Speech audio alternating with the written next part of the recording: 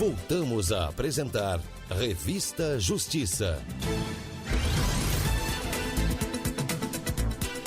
E estamos de volta com Revista Justiça e vamos começar agora o nosso debate dessa segunda-feira, dia 6 de novembro de 2023, 10h15.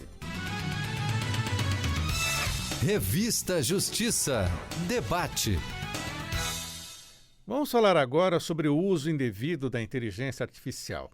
A Polícia Civil do Rio de Janeiro investiga se alunas de outras escolas ali do Rio de Janeiro também foram vítimas da criação de nudes falsos criados por meio da inteligência artificial.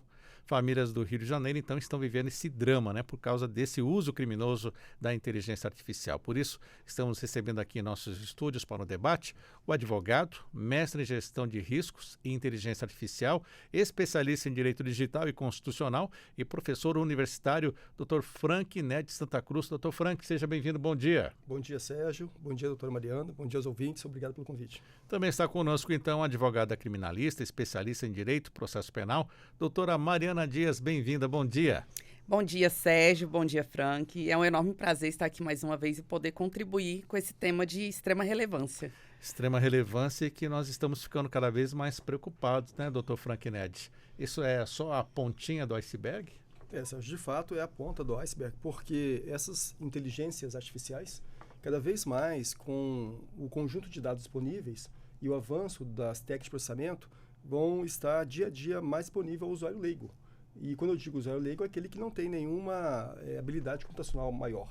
E simplesmente com alguns cliques ele consegue gerar conteúdos, vídeos, áudio, voz e uma série de práticas não éticas como essa que a gente está tratando aqui. Estávamos até conversando fora do ar. Antes você tinha que ter uma habilidade para pegar o aplicativo de fotos, principalmente Photoshop, para fazer aquela montagem horas.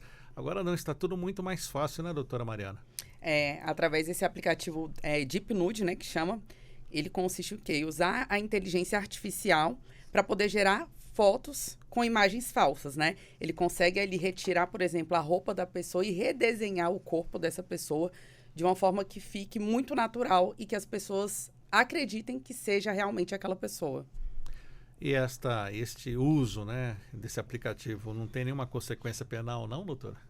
Então, tipificação em relação ao Deep Nude específica na legislação brasileira ainda não tem, mas temos artigos, que podemos utilizar tanto do Código Penal e, nesse caso em específico, do Estatuto da Criança e do Adolescente, porque foram, esses atos realizados, a princípio, segundo as investigações, por adolescentes deste colégio. Doutor, essa facilidade de acesso a esses aplicativos precisa ter algum freio? Como o senhor analisa essa questão? Sérgio, o acesso é inevitável, A gente vive numa sociedade de dados, a tecnologia está presente e eu sempre digo que a tecnologia não pede licença, ela se impõe. O que precisamos trabalhar são as instituições, Estado, academia, sociedade civil organizada, no desenvolvimento de uma cultura ética no uso dessas ferramentas. Porque, veja, todo ou qualquer cidadão habilitado pode dirigir um veículo. E nem por isso as pessoas saem lançando o veículo sobre outras pessoas. Assim, da mesma forma, toda e qualquer pessoa vai poder usar uma IA. Mas o que tem que se desenvolver é esta cultura de respeito ao outro, de não usar essas IAs para propósitos como esse, que mancha profundamente a reputação das pessoas. Doutora Mariana, vamos falar então, a senhora faz distinção da tipificação de caso seja um menor de idade e um maior de idade. O que diz a lei sobre isso? Então, é porque o menor de idade, quando a gente fala assim, a pena é mais branda, porque ele não comete crime, Ele comete ali um ato infracional. E o ato infracional é uma conduta de uma contravenção penal, aplicada ali, aos adolescentes de 12 até 18 anos de idade, diferente do nosso Código Penal. O Código Penal vai trazer ali uma pena, uma punição. Para esses adolescentes, vai ser aplicado medidas socioeducativas.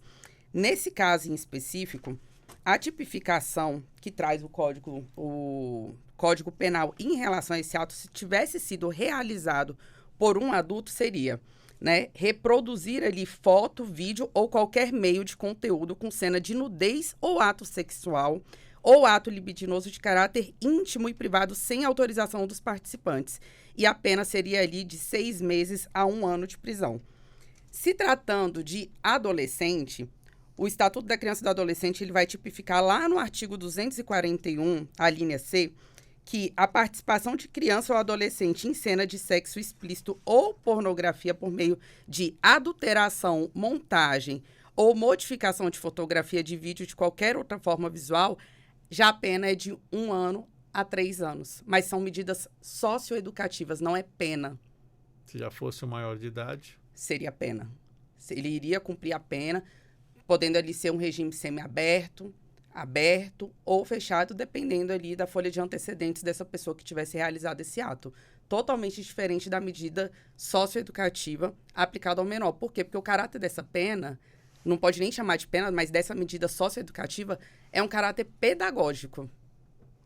E nesse caso que nós acompanhamos, os casos de pedofilia, então, o uso da inteligência artificial pode ser uma ferramenta para criar mais conteúdo desse tipo? Sim, porque aí a gente já tem um mercado negro, onde se utilizam imagens reais, e agora, com essa ferramenta, você pode reproduzir essas imagens e multiplicar o número de conteúdos nessas deep webs, né?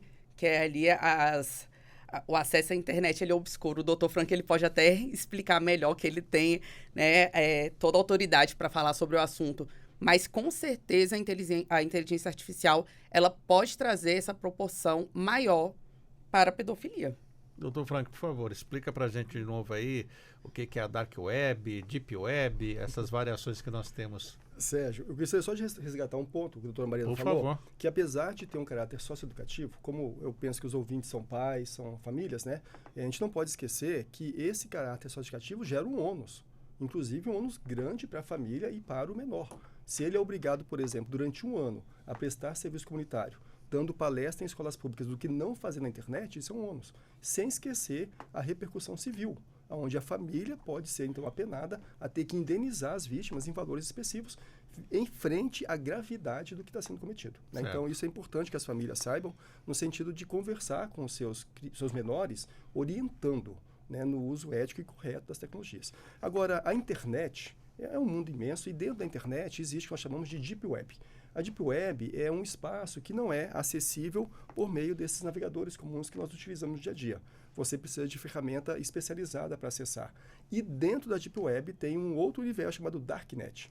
E é dentro da Darknet que há troca de informações, de conteúdos, que há comércio de conteúdo de pedofilia, comércio de órgão, tráfico de armas. Então, é um universo que, atualmente, a própria estrutura do Estado tem dificuldade em ingressar em virtude das várias camadas de criptografia e segurança que são utilizadas dentro desse universo. E não tem como bloquear isso? Já que eles usam uma via só, que é a própria internet que a gente já usa? Não tem como bloquear, porque a internet ela é uma rede construída justamente para não parar. A origem da internet foi construída como uma rede para suportar, por exemplo, uma guerra nuclear, onde você atacando um centro de controle, ela continuaria operando. Então, quem opera dentro desse nível de atuação, ele pode muito facilmente fazer trocas de IP, dar uma mobilidade ao dispositivo, ao conteúdo. Então, a complexidade de bloqueio é muito grande. Doutora Mariana, falamos já da tipificação no ECA e também dos maiores de idade, mas e os pais? Podem ser responsabilizados pelos filhos que praticam esse tipo de adulteração? Não. Os pais, eles não são responsáveis pelos atos praticados pelos filhos, né?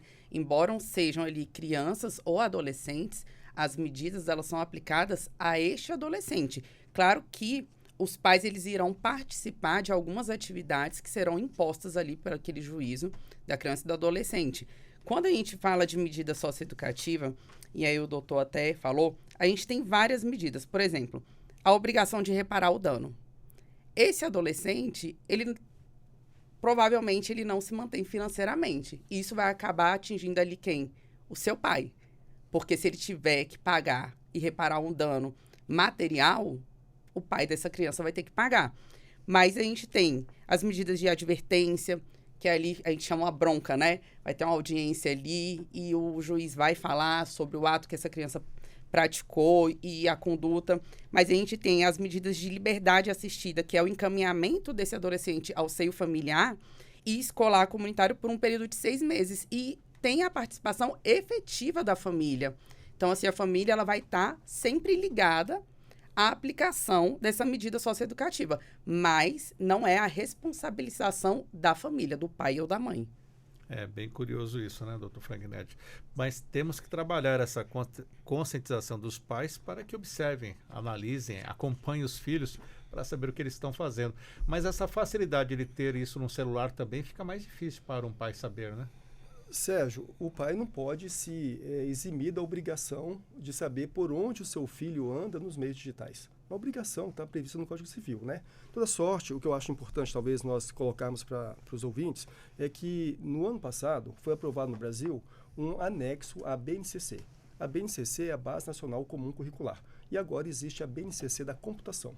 Isso quer dizer que todo o ensino fundamental, que é a educação infantil, ensino fundamental, ensino básico, tem que ter os fundamentos de computação, que são 3 em termos gerais. É o pensamento computacional, que é como computadores resolvem problemas, né? É o mundo virtual, como que são construídos mecanismos de segurança, e a cultura virtual. E justamente dentro da cultura virtual é onde se desenvolve as responsabilidades e consequências de violações éticas.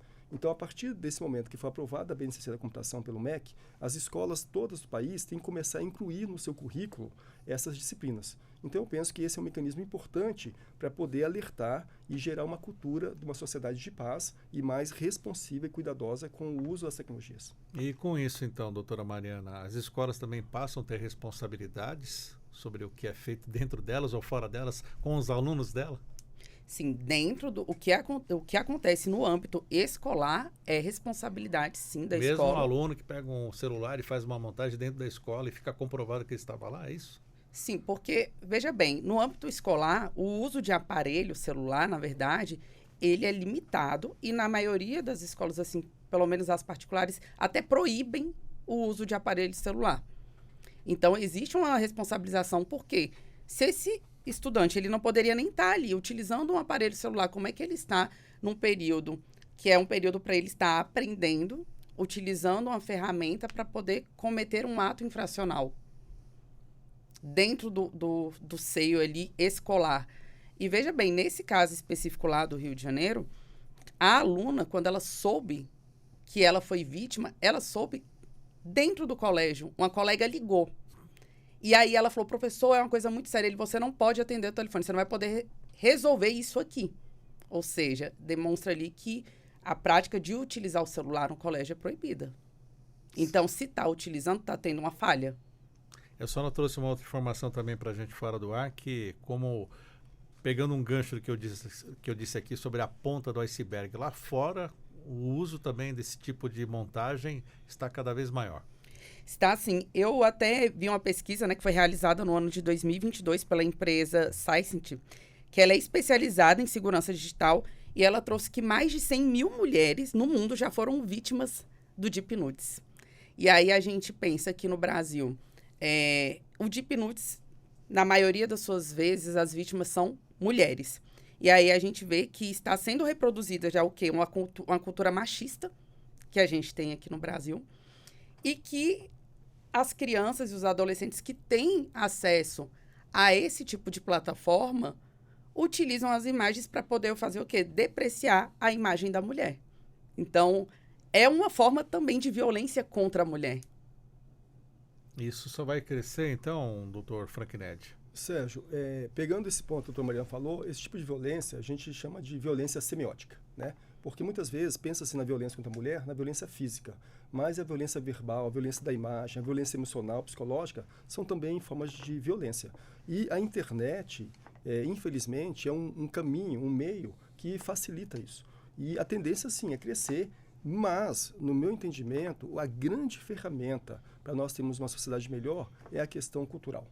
Nós desenvolvemos uma cultura de uso responsivo, né? Legislação nós temos, a doutora Mariana já trouxe aí alguns pontos do Código Civil, do Código Penal, mas se nós não trabalharmos, e aí eu digo a sociedade organizada, o Estado, a sociedade civil organizada, a academia, as escolas, criando campanhas de conscientização dos alunos e canais para que os alunos possam reportar também quando são vítimas de bullying, cyberbullying, né? Então, essas engrenagens precisam atuar para que nós consigamos, então, reduzir o impacto de questões como essa. Doutora Mariana, quem replica, quem repassa esse tipo de montagem também responde a algum crime? Sim, responde também. O Código Penal, ali, já falando aqui em adulto, o Código Penal ele fala também explicitamente que, né, oferecer, trocar, disponibilizar, transmitir, distribuir, publicar ou divulgar por qualquer meio, inclusive por meio de sistema de informática ou telemático, fotografia ou vídeo ou registro que contenha cena de estupro, também existe uma pena ali de 2 a 5 anos de reclusão. Então, não basta a pessoa, eu estou armazenando esse conteúdo, mas se eu estou reproduzindo e replicando este conteúdo, eu também vou responder criminalmente. Diferente de se eu tenho armazenamento e eu não repliquei quando se trata de menor de idade, isso também vai tipificar um crime. Porque o armazenamento dessas imagens é crime. Agora, quando a imagem se trata de um adulto e você apenas armazenou, você não incide aí na tipificação penal. Mas aquela desculpa, eu só repassei porque recebi, isso não cola, né? Não cola. Independente de você passou com dolo, não tem dolo aqui. Não tem, não tive a intenção de prejudicar a pessoa. Você repassou. O crime é transmitir, repassar, independente da sua intenção. Porque o dano moral, psicológico que você traz a essa pessoa, assim, é irreversível. Ontem nós estávamos falando aqui, né, da reportagem do Fantástico. Teve ali a mãe dando depoimento. Olha o trauma dessa adolescente. Até quando ela vai ter na sua vida que provar que não é ela ali naquelas imagens? Isso pode refletir futuramente num trabalho que ela conseguir e falar assim, olha, essa pessoa tinha vídeos lá na internet. Então, assim, é imensurável. Acredito que as pessoas estão preocupadas com o que postam na internet há algum tempo. Um episódio como esse chama mais atenção. Tem como se proteger que a sua imagem não seja alterada por um aplicativo, professor? Olha, Sérgio, o que nós vivemos chama-se uma indústria do olhar, né? Essa indústria do olhar é quando essas plataformas, como por exemplo o Instagram e outras, o tempo todo ele está incentivando as pessoas a fazerem postagem de conteúdos de si próprio ou de dimensões da sua vida. Então, quando isso acontece nessa indústria do olhar, na captura, no aprisionamento do olhar, as pessoas começam a gerar muito conteúdo com a sua imagem. E isso é o conjunto de dados necessário para as IAs operarem. Então, uma forma que a pessoa poderia reduzir esse risco é ajustar os seus elementos de privacidade, diminuindo a exposição. Então, permitindo somente que familiares, amigos, pessoas conhecidas tivessem acesso. Por outro lado, hoje essas redes são canais essenciais para a própria relacionamento das pessoas. Então, até profissional, né? Profissionalmente. Então, é difícil você restringir e, ao mesmo tempo, tentar se ocultar dentro de uma sociedade do olhar, onde a imagem é um elemento importante de construção do indivíduo. Não tem como se proteger, só essa restrição de quem pode assistir, pode ver. A primeira medida seria essa, você ajustar os seus filtros de privacidade, mas, de novo, eu insisto nesse ponto, né? É a questão, o grande gargalo de tudo isso, das tecnologias que estão cada vez mais disponíveis, é as pessoas terem acesso a isso e nunca terem sido formada ou informada, não só dos cuidados éticos, mas também saberem que existem consequências ao olho da lei, né, que é o Código Penal, o Código Civil e a própria Constituição atuando quando há violação dos limites éticos. E esses aplicativos, doutora Mariana, você não tem sede no Brasil, não tem como ser rastreado, não tem como receber alguma sanção? Então, eu estava até pesquisando quando eu fui convidada sobre o tema, e aí eu achei bem interessante porque eu vi que tem um site, né, o Safnet, que é onde você faz ali a denúncia de onde você teve a sua imagem exposta. Só que, em contrapartida, você está fazendo ali algo que já aconteceu, né? Você está denunciando, mas, em contrapartida, eu verifiquei que existe uma plataforma chamada StopNon. Você consegue fazer um upload da sua imagem para essa plataforma e essa plataforma ela consegue bloquear alguns sites e outras plataformas quando ela verifica que a sua imagem está sendo utilizada de forma criminosa. E até na questão das deep nudes. Aí eu vi que ele consegue bloquear, inclusive, por exemplo, quando sobe uma foto sua pelo Instagram, pelo Facebook e pelo TikTok, né? Que é chamada ali aos casos de hashes, né, doutor? Você pode até explicar melhor. Mas aí ele consegue utilizar a sua imagem para fazer esse bloqueio. Seria, assim, uma forma de prevenção, porque, assim, nós estamos totalmente expostos, né? Igual o doutor falou, hoje em dia a internet, ela é uma ferramenta de trabalho, né? A maioria dos brasileiros fazem divulgação do seu trabalho pelo meio da internet. Então, imagine, você não tem como, vou deixar de postar Eu vou deixar de fazer conteúdos, por exemplo, educativos, porque eu vou ficar exposta à internet. Vem essa questão mesmo social, cultural, de ter a prevenção, mas eu verifiquei que já existe essa ferramenta que pode fazer fazer um bloqueio já em determinadas plataformas. Eu achei bem interessante. É eficaz esse tipo de bloqueio, doutor Frank Nédio? É tapar o sol com a peneira? É tapar o sol com a peneira. Porque essas plataformas, eu conheço várias delas, elas trabalham com um cálculo matemático chamado hash. O cálculo matemático hash, eu não vou entrar aqui nos detalhes do cálculo, né? Mas basicamente ele pega qualquer conteúdo digital, faz um cálculo e fala, olha, isso aqui é uma assinatura desse conteúdo. Então, basta você, por exemplo, aplicar um filtro, deixar a imagem um pouco mais cinza, um pouco mais amarela, o cálculo é invalidado. Então, o que eu quero dizer com isso é, claro, que quando isso é praticado por leigos, a plataforma pode ter uma efetividade. Mas quando isso é praticado por alguém que está um passo à frente na tecnologia, ele consegue muito facilmente burlar, que é o que faz, por exemplo, as quadrilhas de pedofilia. Então, hoje, as plataformas, né, Instagram e todas elas, têm algoritmos de IA que monitoram constantemente as postagens. E se você posta ali algum conteúdo que tem nu infantil, por exemplo, automaticamente a plataforma já inibe aquele conteúdo. Entretanto, as quadrilhas especializadas conseguem aplicar filtros que dificultam a própria tecnologia de conseguir fazer identificação. Então, isso é uma corrida um pouco de gato e rato, e é assim que o mundo da tecnologia vai avançando, né, em termos de segurança. E a Polícia Civil, além desse uso que o senhor faz, o que ele traz mais assim de rastreamento para identificar esse tipo de crime? De uma forma geral, né? Não só o nudes infantil, mas de uma forma geral. Quando você está investigando uma ação delitosa, a primeira coisa importante as pessoas saberem é que nada no mundo gera mais evidência do que a internet. Tudo que você faz em computador fica um traço, né? A engenharia da computação, o computador, ele é feito para não perder informação. A rede é feita para não perder informação. Então, muitas vezes as pessoas pensam que eu vou colocar isso na internet, vou deletar e ninguém me acha. Ao contrário, nada gera mais evidência em provedor de acesso, no seu smartphone, dentro de redes, do que a internet. E mesmo que você delete o conteúdo não é deletado. Ele continua existindo. E a gente não precisa ir muito longe para enxergar isso. É só ver diversas operações da Polícia Federal, Polícia Civil, que conseguem resgatar um conteúdo imenso de informações que foram deletadas, né? Então, eu acho que é muito importante as pessoas terem ciência que nada gera mais evidência do que as coisas que são colocadas na internet por meio de computadores. E quando eu falo computador aqui, eu estou falando de tablet, smartphone, qualquer coisa que processa dados, né? Então, esses instrumentos é que as forças policiais vão utilizar para poder fazer a persecução e a investigação de um crime, né? Algum complemento, doutora Mariana?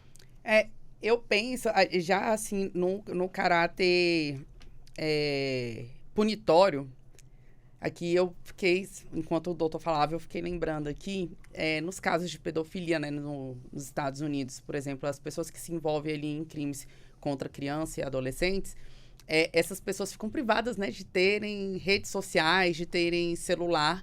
Talvez fosse uma das medidas até eficazes, porque a gente sabe que o estudo e essa questão cultural é algo muito difícil de mudar, ainda mais quando a gente vem de um país bem machista.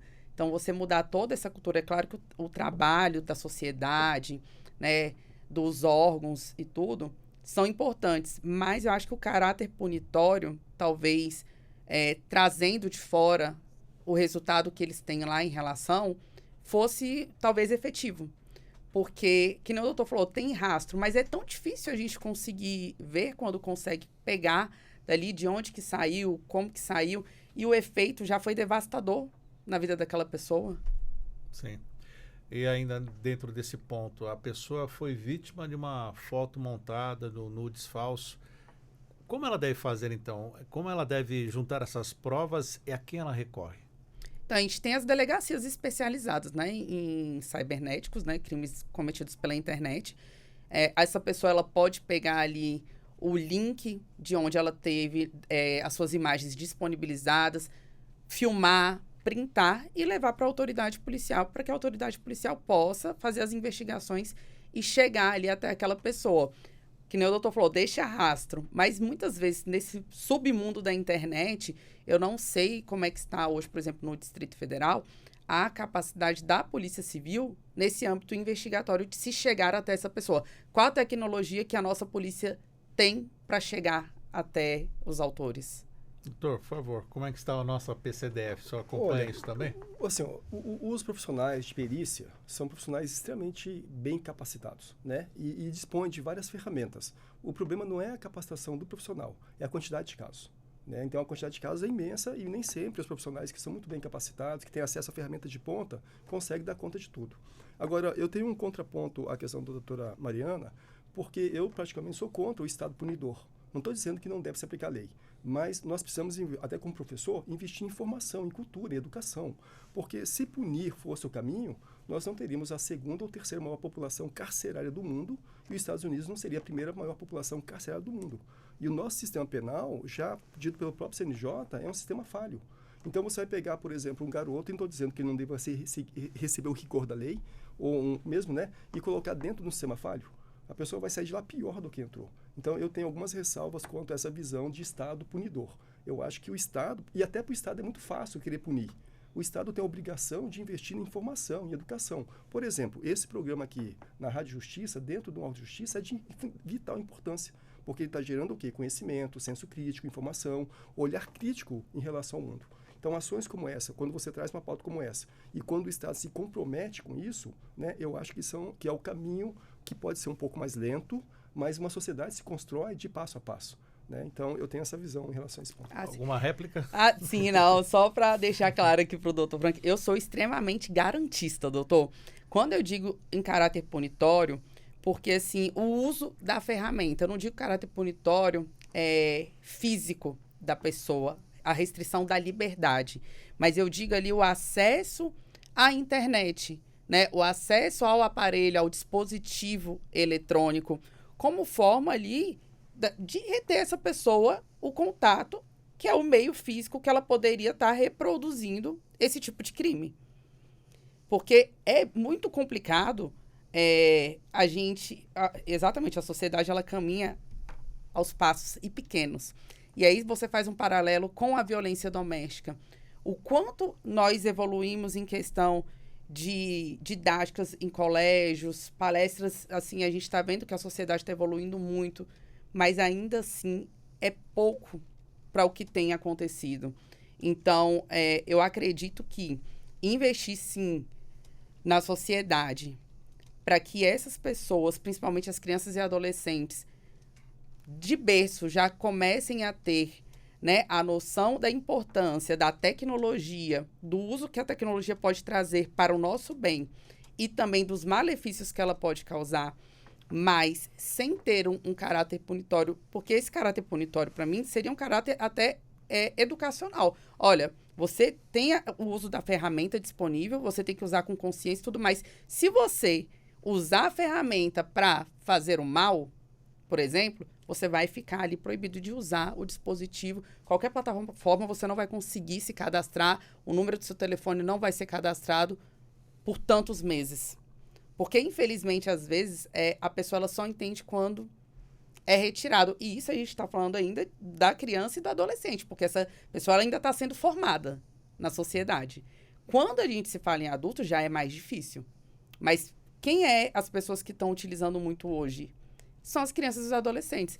Tem aquela outra plataforma onde as crianças estavam fazendo desafios para as crianças se cortarem e etc. Então, assim, acho que é o público maior a ser atingido.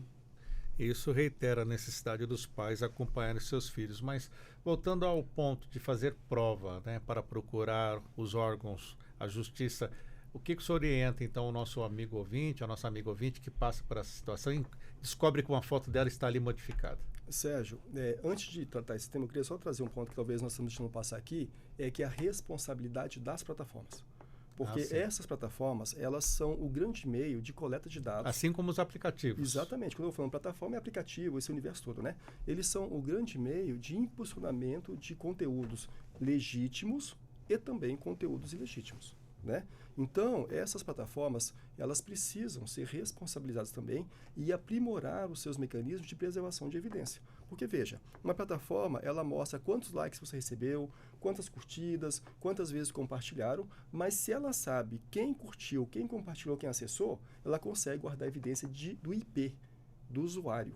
Então, as plataformas precisam aprimorar os seus mecanismos e serem chamadas à sua responsabilidade frente à importância que elas têm na sociedade hoje. Então, isso a gente não pode perder de vista, essa responsabilidade das plataformas. Tá, antes do senhor falar então das provas, doutora Mariana, nessa questão, responsabilidade de plataforma e aplicativo.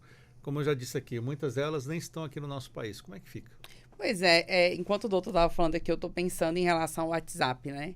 Antigamente você não conseguia ter acesso ao conteúdo de conversas do WhatsApp porque é uma empresa que não é brasileira e não fornecia, né? Tem a criptografia de ponta a ponta e eu não forneço.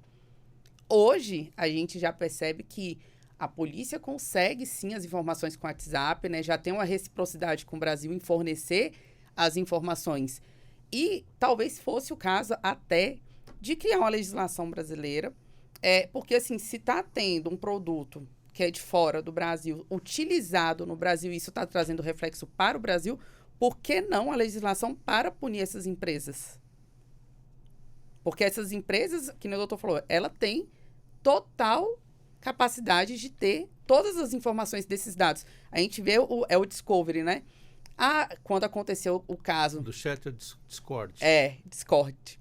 Aí você vê ali, não, a gente não tem responsabilidade porque a gente não opera no Brasil, porque os dados da pessoa que está ali somem.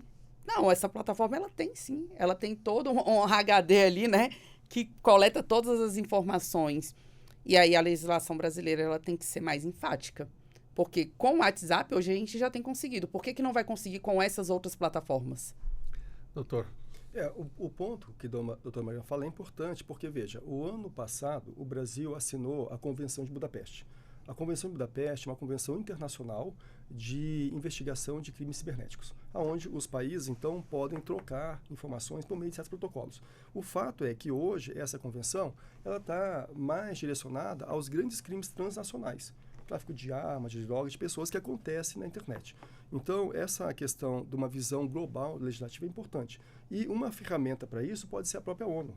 Então, os países que são membros da ONU, né, ter, então, uma legislação global para estarem vinculados a obrigações. Agora, no nosso território, no dia a dia, se você é vítima, a primeira providência é você rapidamente guardar o máximo de evidência. O link onde aquilo está hospedado, quando está hospedado, né, você comunicar às pessoas do seu ciclo de relacionamento que você está sendo vítima de uma exposição indevida, né, fazer o registro de ocorrência policial, porque mesmo que a pessoa pense assim, mas isso não vai dar nada, é importantíssimo, porque o Estado só vai se movimentar quando ele percebe que aquilo de fato é um fato em crescimento.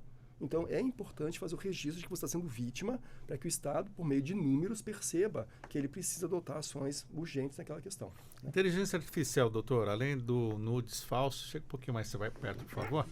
Quais os outros crimes que o senhor vem acompanhando que estão crescendo com o uso da IA? Olha, a IA ela tem sido utilizada, infelizmente, né, para várias práticas delituosas, como, por exemplo, arquitetar ataques a sistemas cibernéticos. Então, você tem toda uma infraestrutura de segurança e usa-se a IA para tentar, ela por si só, achar um furo no sistema. Né? Você tem a questão hoje que está em pauta, que é a violação de direitos autorais. Então, você tem IA generativas que Vou lá, copio o livro do Dr. Frank Ned, mando reescrever e eu sou o autor. Exatamente. Então, quer dizer, não existe problema da autoria, porque no Brasil, assim como outros países, China, Estados Unidos, Inglaterra, a autoria tem que ser humano, que eu acho que é uma coisa que no futuro vai mudar, né? Mas o fato é que hoje isso acontece, né? E daí você tem, de novo, uma série de elementos. Desde as questões criminais puramente, né, como essa que nós estamos discutindo aqui, mas questões que estão próximas também ao mundo civil, como, por exemplo, violação de direito autoral, né? A questão de criação de conteúdos falsos para poder iludir pessoas a caírem em golpe. Então, você tem, infelizmente, hoje a IA sendo utilizada para uma série de práticas. E dentro dessas práticas, doutora Mariana Dias, fiquei sabendo até que estão gravando a voz da pessoa lá 1 minuto e aplicam golpes pedindo ajuda. O que podemos alertar o nosso ouvinte sobre isso? Pois é uma das outras faces, né, da inteligência artificial. Imagine aquele golpe do falso sequestro, que era aplicado anos e anos atrás. A pessoa liga para a família, bota uma pessoa no fundo, mãe, socorro, no desespero. A mãe nem verifica, às vezes, se a filha está em casa, onde que ela está, e já até transferiu o dinheiro. Imagine agora, com a inteligência artificial, você reproduzindo ali a imagem da pessoa, o vídeo com a voz. Então, assim, a pessoa que for vítima de uma tentativa desse golpe, ela tem que, em primeiro lugar, tentar fazer contato com a pessoa. Porque é muito real, a imagem é muito real, é a voz da pessoa, é a imagem da pessoa. E você fica no desespero. E ninguém quer perder um ente querido, porque, imagine, a pessoa tá ali, se você não depositar agora, eu vou matar. Mas tem que tentar fazer esse contato. É o golpe do WhatsApp, por exemplo, que já troca os números. Gente, entre em contato com as pessoas. Olha, não sou eu. Tenta ligar para a pessoa mesmo, saber se é aquela pessoa que vai atender. Verifique onde a pessoa está. Não vai na impulsividade, porque a gente age muito pela emoção.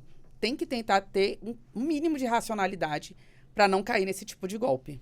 Tínhamos o Alô Tia, né? Que era aquele golpe que a pessoa se passava por o sobrinho e conseguia saber o nome do sobrinho, aí pronto, né? O golpe estava pronto para pedir ajuda. A criatividade é muito vasta, né? Uma pessoa que está com um problema mecânico ao chegar na cidade da tia, um acidente de moto, que tinha que pagar um médico. E a criatividade não para por aí, né, doutor Fragnante? O que o senhor pode alertar o nosso ouvinte sobre o uso da inteligência artificial com os golpes? Sérgio, a IA ou as IAs são tecnologias inevitáveis. E, apesar de aqui nós estamos falando de algumas vertentes negativas dela, ela tem uma série de benefícios. Hoje nós temos IA, por exemplo, que consegue detectar crianças desaparecidas há anos, por meio da geração de imagem dessas crianças com 10, 15, 20, 30 anos, né, que são sequestradas. Sim. Você tem IAs hoje que consegue detectar tumores cerebrais que estão na fase inicial por meio da análise de tomografia, na aplicação do campo médico, né? Então, as IAs, a gente também não pode pensar em criminalizá-la, porque é uma tecnologia com uma infinidade de benefícios. É a relação homem-máquina no uso das IAs, né? Mas o fato é que o utilizador, ele tem que ter cuidado o que ele entrega essas IAs. Então, ter cuidado quando ele vai entregar um dado pessoal, endereço, telefone, CPF, CNPJ, ele saber ou ele se perguntar a quem eu estou entregando isso. Né? Muitas vezes ele está usando essa ferramenta no conforto da sua casa, na segurança do seu ambiente e não consegue ter o que eu chamo de prontidão ao risco, que esses dados, uma vez entregue à tecnologia, eles não serão deletados e nem sempre ele sabe aonde esses dados irão parar. Então, eu acho que o estado de prontidão aos riscos é uma grande ferramenta de reduzir o cenário de risco. A nossa LGPD está pronta para enfrentar a IA? Olha, a LGPD ela vai tratar de dados pessoais, né? Então do uso indevido. Nesse sentido, é possível você fazer uma leitura de que sim, ela permite proteger. Mas o fato é que hoje nós temos várias IAs que necessariamente não foram desenvolvidas por grandes empresas. Um usuário, por exemplo, eu tenho vários alunos que coisas como essa que nós estamos conversando aqui, ele desenvolve como um projeto de pesquisa em uma semana. Então, muitas vezes, o cidadão, a pessoa não alertada, o leigo, acaba entregando os dados a esses atores pulverizados. E aí você tem uma dificuldade imensa de conseguir rapidamente localizá-los. Uma coisa é quando isso está com o Instagram. Uma grande empresa, você consegue ver o CNPJ dela, o endereço dela. Agora, outra coisa é quando está com alguém disperso na nuvem da internet. Mas há responsabilidade criminal também, penal, sobre a criação desses aplicativos. Perfeitamente, há responsabilidade da mesma forma, mas o ponto que eu gostaria de destacar é que pensar que vamos coibir o uso, vamos coibir o desenvolvimento, isso não funciona. Porque você tem, vamos dizer assim, um lobo solitário que vai continuar criando a partir do momento que ele detém algum conhecimento técnico. Não, é uma crescente, né? A inteligência artificial ela é uma crescente e é assim, ao mesmo tempo que ela é assustadora, ela é fascinante em relação aos benefícios. Agora, veja bem, quando falou da LGPD, né, o uso indevido ali dos dados, tem plataformas, joguinhos, aplicativos que nós mesmos não conhecemos, não sabemos a procedência e a gente vai lá e insere os nossos dados para essa plataforma e sabe-se lá e autoriza, porque a gente não lê aquele termo de condições de uso e autoriza. Você não sabe para que aquilo ali está sendo usado. Então, assim, também é muito disperso de nós, seres humanos, não se atentar a isso. Porque, assim, eu vou falar por mim. Quando saiu um aplicativo, e agora eu não vou me lembrar o nome, esse ano, que viralizou da inteligência artificial, eu mesma utilizei. Pergunta se eu li os termos de dados. Eu não li o termo. Então, assim, meus dados ali podem estar sendo utilizados, ou até minhas imagens, para outras coisas. E aí, depois você vai lá e se assusta. Sendo que, às vezes, aquilo ali pode ter sido até legal, porque você autorizou. Estamos na febre daquele aplicativo que faz a versão Disney para tudo.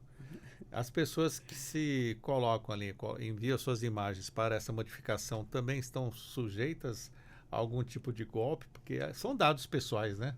Você tem aplicativos que são legítimos e lúdicos, né? que coleta dado, e a questão, se for pensar em termos de LGPD, GDPR, é como que essas empresas estão utilizando, armazenando, compartilhando e vendendo esses dados, mas você tem os aplicativos que são criados por golpistas. E, efetivamente, é um aplicativo voltado a coletar dado para a prática do crime. Então, a prontidão ao risco, né, esse estado de alerta, e claro que a gente tem alguns conceitos que chama sociedade do cansaço, onde você não tem paciência de ler todos aqueles termos de uso e a cada tipo de aplicativo que lhe surge. Isso chama-se sociedade do cansaço. Né? Você, quer usar, que tudo bem, meu dado... O ponto é, as pessoas elas não têm a consciência de que a exposição do dado é a exposição da pessoa. Tanto é que a nossa Constituição, no inciso 69, fala que é direito fundamental a proteção e a segurança do dado pessoal.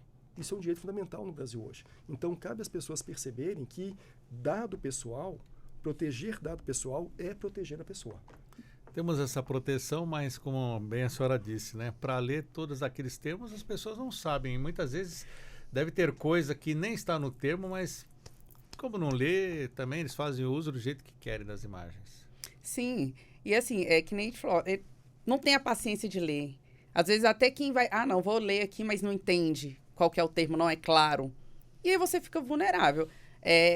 A realidade nós estamos vulneráveis, ficaremos vulneráveis, mas a questão de consciência em relação ao uso dos aplicativos, mas eu não consigo vislumbrar uma medida totalmente efetiva que possa nos proteger. Existe algum crime que deve crescer ou os crimes que devem crescer mais com o uso da inteligência artificial?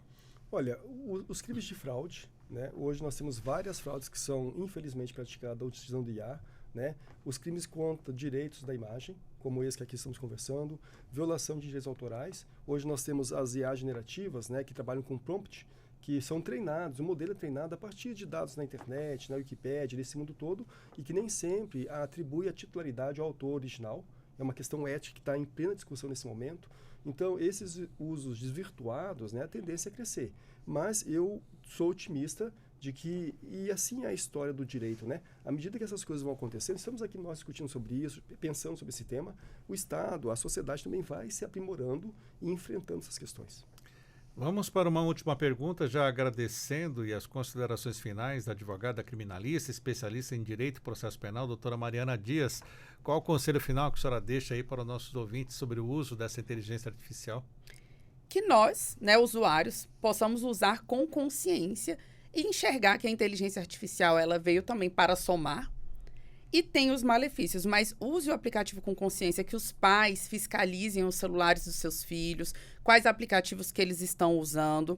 E nós, como adultos também, possamos ter o mínimo de cuidado aonde que a gente disponibiliza os nossos dados, aonde a gente faz os nossos cadastros, para a gente não ficar mais vulnerável a esse tipo de golpe. Muito obrigado por estar conosco aqui nos nossos estúdios. Sérgio, eu agradeço o convite. É sempre um enorme prazer estar aqui. E, assim, foi muito enriquecedor, né, com as informações do Dr. Frank, que tem toda a capacidade técnica para falar ali desses termos, né, da internet, que a gente muitas vezes escuta, mas não tem o mínimo de noção de como funciona. Muito obrigado mais uma vez. Também agradeço ao advogado, mestre em gestão de riscos e inteligência artificial, especialista em direito digital e constitucional, professor universitário, Frank Ned Santa Cruz. Doutor Frank, obrigado por estar conosco aqui na Rádio Justiça. E qual a mensagem final o senhor deixa para o nosso ouvinte que já começa a ficar mais preocupado com esse assunto? Sérgio, eu vou na mesma linha, doutora Mariana. Eu acho que há aí um compromisso e há que ter muito grande dos pais. E apesar dos pais talvez não conhecer tecnologia, muitas vezes o seu filho conhece mais tecnologia do que o próprio pai, ele consegue no YouTube rapidamente acessar muito rápido alguns conhecimentos.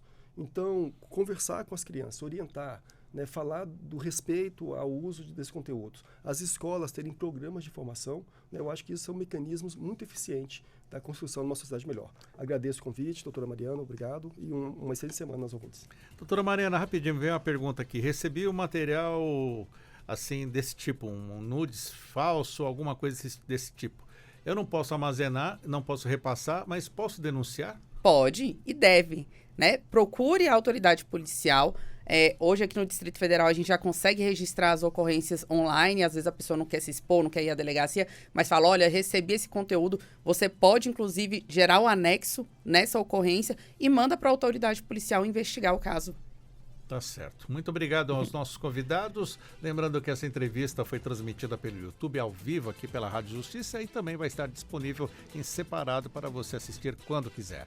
11 horas, o Revista Justiça de hoje fica por aqui. A apresentação e edição foi de Sérgio Duarte, a produção de Leandro Bezerra, os trabalhos técnicos Luiz Alves, programação musical Josimar Fernandes, coordenação de jornalismo Marcela Luiza, Secretaria de Comunicação Social Supremo Tribunal Federal. Quem está chegando é a Ariana Fonseca e o Pauta Musical. Um excelente dia a todos e até amanhã.